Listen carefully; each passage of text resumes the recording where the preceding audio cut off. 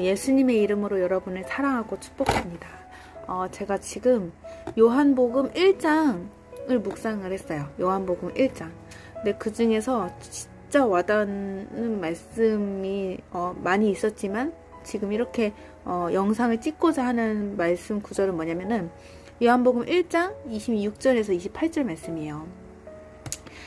요한이 대답하되 나는 물로 세례를 베풀거니와 너희 가운데 너희가 알지 못하는 한 사람이 섰으니 곧 내 뒤에 오시는 그이라. 나는 그의 신발끈을 풀기도 감당하지 못하겠노라 하더라. 아멘. 이 부분이 왜 와닿았냐면은 성경에 요한이라는 인물이 이렇게 또 있는데 요한계시록을 쓴 요한은 사도 요한이에요. 다른 요한이고 지금 제가 말씀드린 이 말씀 속에 나오는 요한은 세례 요한이라는 사람이에요. 세례 요한. 사도 요한과 세례 요한은 다른 사람이에요. 요한계시록, 성경에서 요한계시록을 쓴 부분에 그 사람은 사도 요한이에요. 예수님을 따라다녔던 사도 요한. 그 사람 말고 세례 요한, 지금 이 말씀에 나오는 이제 세례 요한이 말을 하는 거예요. 요한이 대답하되 나는 물로 세례를 베풀거니와 너희 가운데 너희가 알지 못하는 한 사람이 섰으니. 이 세례 요한은 어떤 사람이었냐면은 많은 사람들한테 물로 세례를 주는 그런 사람이었어요. 그러니까 예를 들어서 내가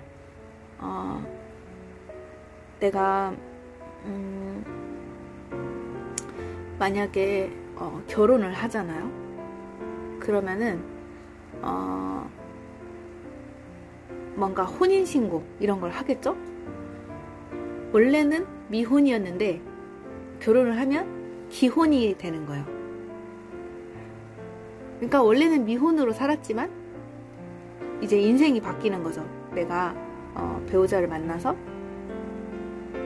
혼인신고를 해서 기혼이 되는 거예요. 서류가 달라지죠. 서류가. 비슷한 맥락이라고 보시면 돼요.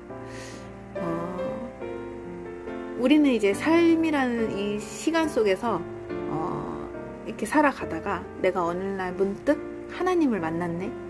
그러면은 예수님을 이제 만나게 돼서 예수님을 내 구주라고 내가 시인하고 인정하고 예수님을 믿게 됐을 때, 그랬을 때 이제 교회에서는 흔히 물 침례를 줘요. 물 침례. 그러니까 물에 한번 잠겼다가 내가 이렇게 물에 잠겼다가 다시 태어나는 거예요.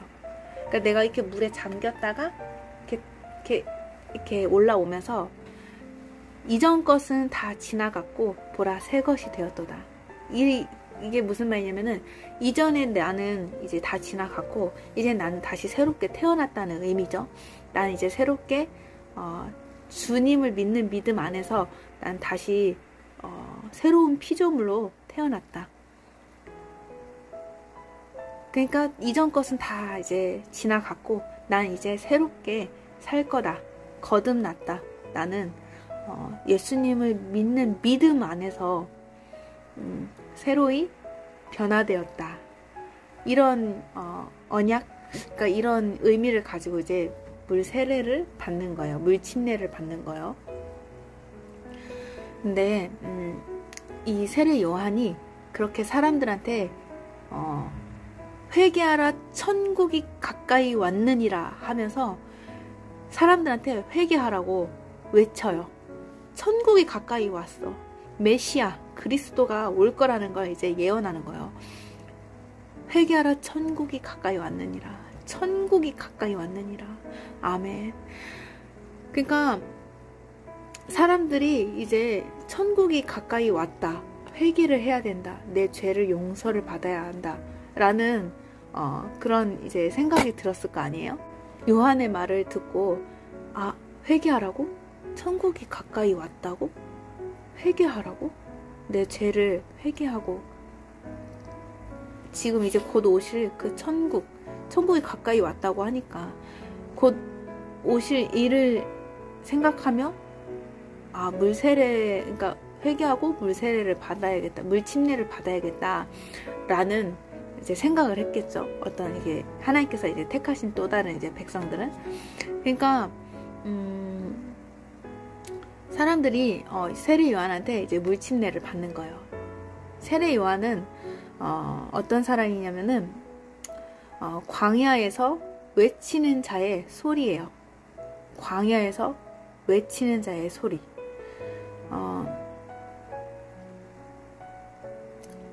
광야는 어떤 곳이냐면은 말 그대로 광야예요.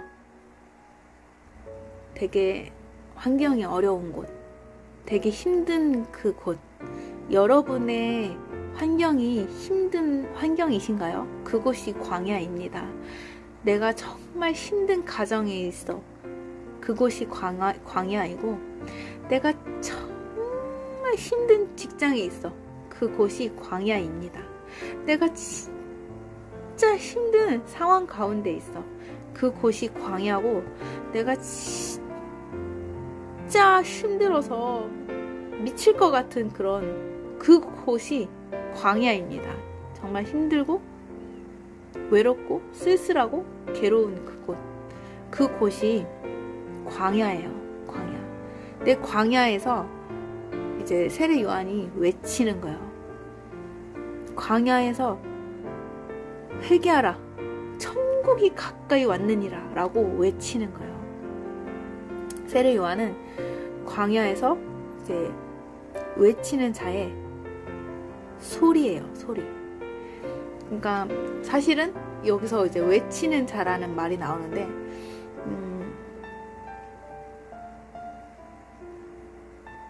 사실은 외치는 자는 누구냐면은 하나님이시죠.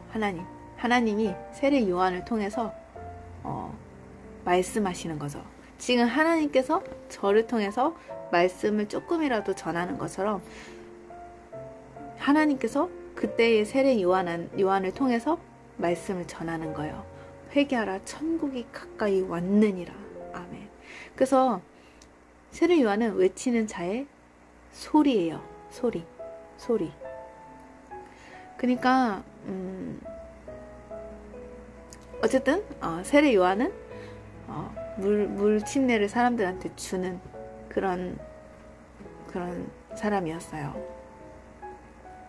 근데 이 세례 요한이 이런 말을 하는 거예요. 나는 물로 너희들한테 세례를 베풀거니와 너희 가운데 너희가 알지 못하는 한 사람이 섰으니.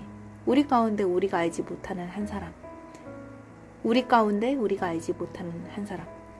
여러분은 예수 그리스도를 아십니까? 저는 진작에 알았을까요? 제가 진작에 알았더라면 신앙생활을 더 빨리 잘했었을 것 같아요. 진작에 알지 못했어요. 조금 늦게 알았어요. 너희 가운데 너희가 알지 못하는 한 사람이 섰으니 예수 그리스도. 이제라도 우리는 예수님을 알아야 합니다. 알지 못하는 자. 우리가 그 알지 못했던 자를 이제 알아야 돼요. 너희 가운데 너희가 알지 못하는 한 사람이 섰으니 곧 내 뒤에 오시는 그 이라. 아멘. 곧 내 뒤에 오시는 그 이. 내 뒤에 오시는 그 이. 예수 그리스도죠. 나는 그의 신발끈을 풀기도 감당하지 못하겠노라 하더라. 아멘. 예수님은 우리 가운데 오세요. 근데 너무 진짜 위대하신 분이기 때문에 그의 신발끈을 풀기도 감당하지 못하는 거예요. 이 세례 요한의 이 말이 저는 너무 와닿았어요.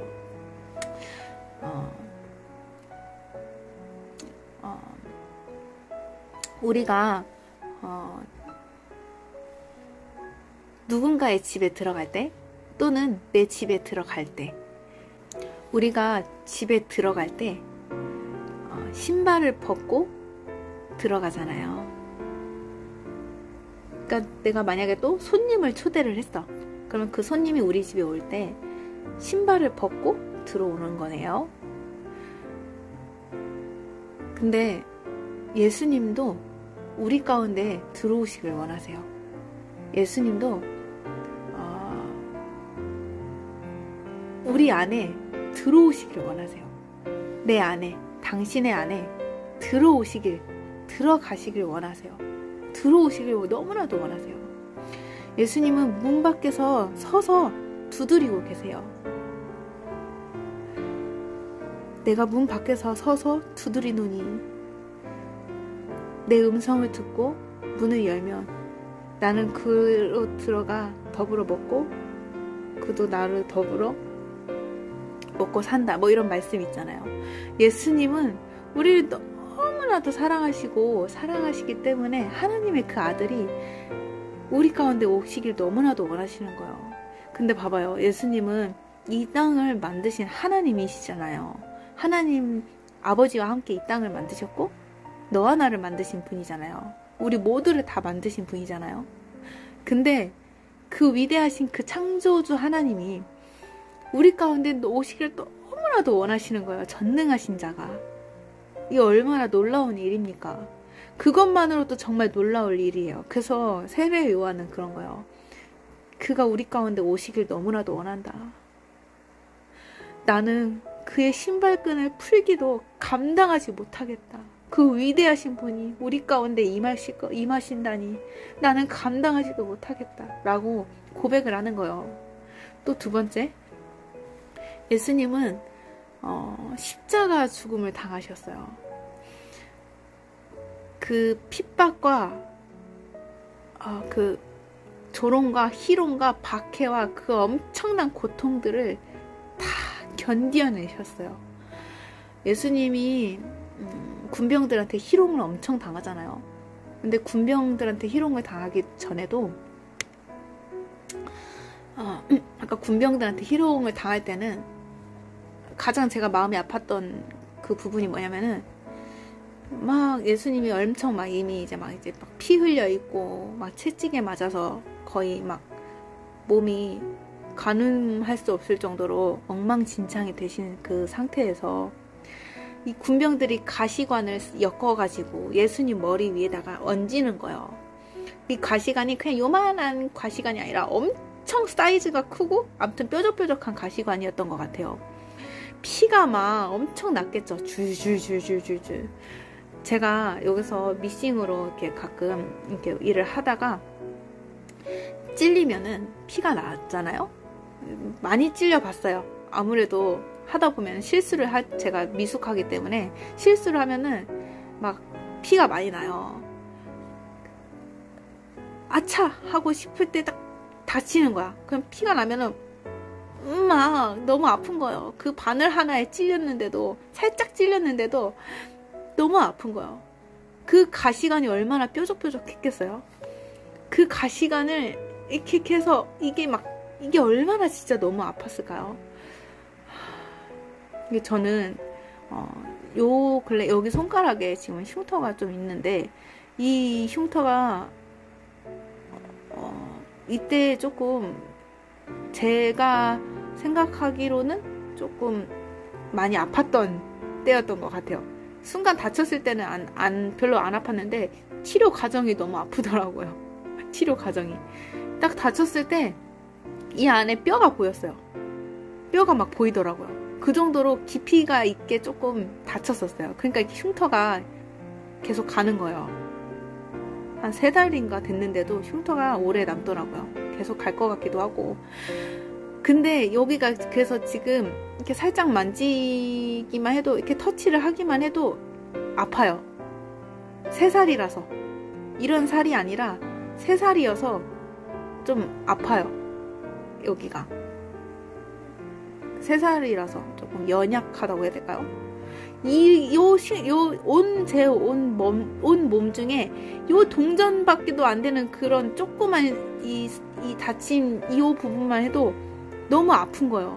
일상생활 할 때도 너무 그냥 일상생활 할 때도 아프고, 어쩌다가 탁 건드리게 되면 아프고, 어쩌다가 딱 부딪히게 되면 아프고, 근데 이게 너무 아파요.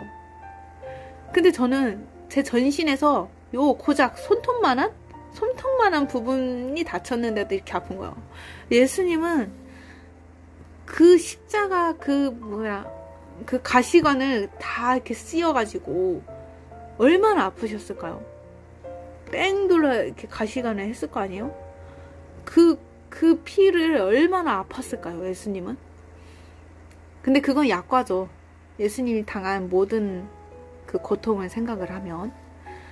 가장 저한테 인상이 깊었던 부분이 어느 부분이냐면은, 군병들한테 희롱을 당할 때는 군병들이 그 가시관을 씌워주고 갈대로 예수님 얼굴을 막 쳐요. 치면서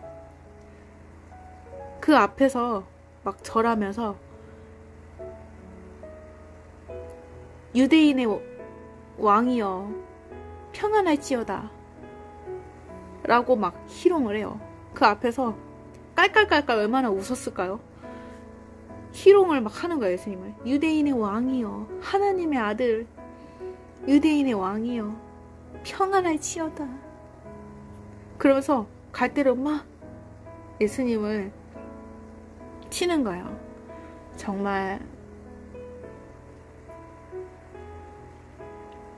마음이 좀 짠하죠. 내가 지금 친가족이라고 생각을 해봐요. 내 아빠라고 생각을 해봐봐요. 육신의 아빠? 내 육신의 아들이라고 생각을 해보세요. 내 육신의 남편이라고 한번 생각을 해보세요. 얼마나 아팠을까? 얼마나 마음이 아플까? 찢어지겠죠. 막. 근데 그분은 더한 분이에요. 나를 만드신 분. 하나님의 아들.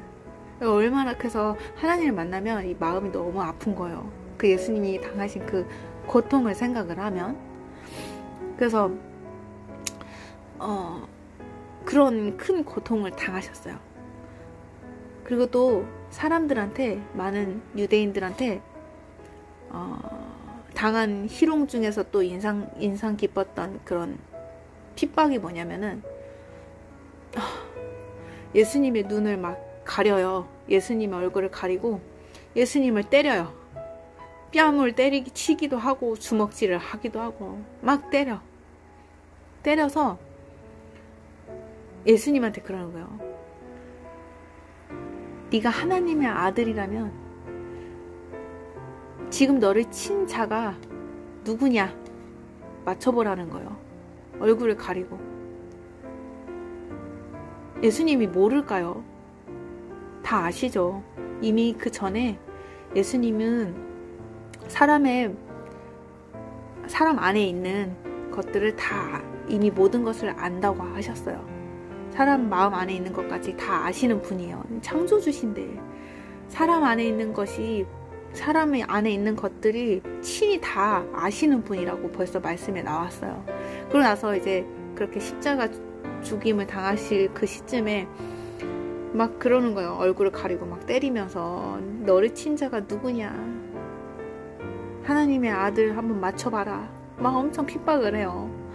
그래서 예수님은 묵묵히 그거에 대꾸를 안 하고 당하실 수밖에 없는 거예요. 그냥 당하시는 거예요. 우리의 죄를 해결해 주시기 위해서는 그 육신의 고통을 다 감당하셔야 하니까. 그래서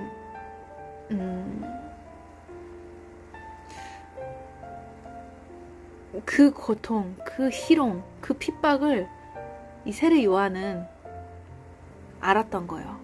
그것뿐만 아니라 더 큰 고통은 뒤에 또 나오죠. 십자가에 매달려서 두 손과 두 발이 못에 박히는, 이 못에 박히는 게 얼마나 고통스러울까요? 얼마나 고통스러워요. 온 몸을 다 헐벗고 옷 하나 안 걸치고 십자가에 딱 못 박혀서 몇 시간을 그 고통 속에서 참고 있어야 되는 거예요. 매달린 상태로.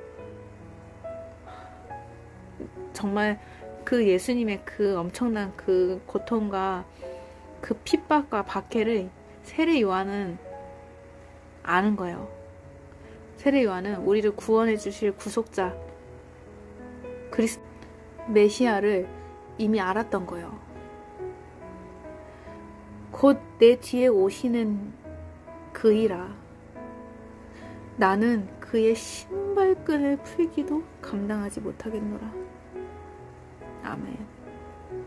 요한이 대답하되 나는 물로 세례를 베풀거니와 너희 가운데 너희가 알지 못하는 한 사람이 섰으니 곧 내 뒤에 오시는 그이라. 나는 그의 신발끈을 풀기도 감당치 못하겠노라. 너무 엄청난 이 위대하신 분의 그 오실 그분의 그 사랑을 감당치 못하겠다는 거예요, 세례 요한이. 요때 세례 요한이 왜 이런 말을 했는지 깊이 묵상을 해보면 그 세례 요한의 신발끈을 그분의 예수님의 신발끈을 풀기도 감당하지 못하겠다는 그 세례 요한의 그 말이 여러분 가운데도 뜨겁게 오시기를 예수님의 이름으로 축복합니다. 저는 너무 이 말씀이 뜨거워요. 너무 세례 요한이 정말 그 감정을 잘 전달했구나라는 생각이 들더라고요. 그 감정을 우리 모두가 다 느껴야 합니다. 나는 주 예수 그리스도 오실 그분, 내 안에 오시려는 그 하나님의 사랑, 그분의 신발끈을 풀기도 감당하지 못하겠노라. 너무 우리 주님은 정말 위대하신 하나님의 아들이신 것 같습니다. 우리 예수님은 여러분을 사랑하십니다. 예수님은 지금도 우리를 기다리고 계세요. 우리가 마음의 문을 열어서 꼭 예수님을 만나고 예수님의 말씀을 따라 살아가는 주의 자녀들이 되시길 예수 그리스도의 이름으로 축복하겠습니다. 우리는 남자든 여자든 다 예수님의 신부예요. 다 예수님의 신부. 예수님은 우리 모두의 신랑 되실 참 신랑이세요. 신랑 되시는 참 신랑. 예수님은 우리의 참 신랑이시고 우리 모두 다 예수님한테는 예수님의 신부입니다. 예수 그리스도를 그래서 믿어야 돼요. 저 천국에, 저 영원한 나라에, 아버지 나라에 나중에 그 혼인잔치에, 성경에도 나오지만 그 영원한 나라, 그 혼인잔치에 우리가 참여하려면 신랑 되신 그 예수 그리스도를 붙들고 신부 단장을 하고 가야 돼요. 남자든 여자든 이 육신적으로 여자가 되라는 게 아니에요. 여기서 또 이상하게 받아들이면 안 됩니다. 육신적으로 남성분들이 육신적으로 여자로 돼서 신부가 되라 이런 말은 아니에요. 절대로 성전환 수술? 막 이런 거 하시면 안 돼요. 남자는 남자로 태어났고 여자는 여자로 태어났습니다. 이 육신의 삶 속에는. 근데 저 영적 나라에는, 그 아버지 나라에 갈 때는 우리 모두 다 남자든 여자든 신부가 돼요. 신부. 육신적으로 하는 그런 결혼식 말고 영적 정말 참 신랑이 되신 예수님과 우리 모두 다 남자든 여자든 예수님의 신부가 돼서 그 나라에서 혼인잔치 그 나라에 들어가서 주님과 살아가는 거예요. 그 아버지 나라에서. 우리 다 꼭 예수님을 믿어서 주님의 그 크고 놀라우신 그 측량할 수 없는 그 넓고 깊고 크고 긴 그 사랑을 꼭 매일 뜨겁게 만나시길 예수님의 이름으로 기도하겠습니다.